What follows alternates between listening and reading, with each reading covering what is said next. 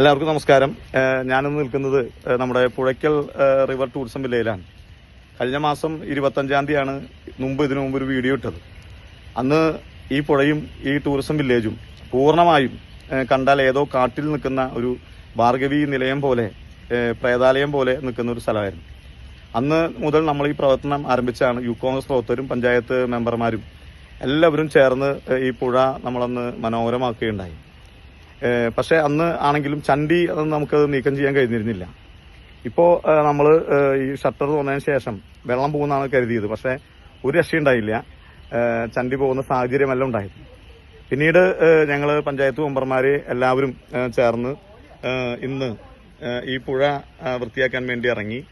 ഏതാണ്ട് രാവിലെ ഒരു 12 മണി പഞ്ചായത്ത് കമ്മിറ്റി കഴിഞ്ഞതിന് ശേഷം ഒരു മണിക്ക് തുടങ്ങിയ പ്രവർത്തനമാണ്.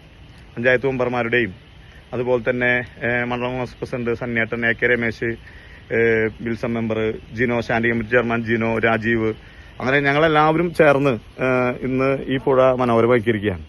ഇനി ഈ പുഴയുടെ മറ്റ് പ്രവർത്തനങ്ങൾ നടത്താനുണ്ട്. സ്വാഭാവികമായും പുഴ ടെൻഡർ ചെയ്ത് ബോട്ടിംഗ് നടത്താനുള്ള നടപടിക്രമങ്ങൾ ആരംഭിക്കണം. റിവർ ടൂറിസം വില്ലേജ് നടത്താനുള്ള നടപടികൾ ചെയ്യേണ്ടതായിട്ടുണ്ട്. അങ്ങനെ ഏറ്റവും മനോഹരമായ രീതിയിൽ റിവർ ടൂറിസം വില്ലേജ് പഴയകാല പ്രതാപത്തിലേക്ക് വരാനുള്ള നടപടികളുമായി ഞങ്ങൾ മുന്നോട്ട് പോവുകയാണ്.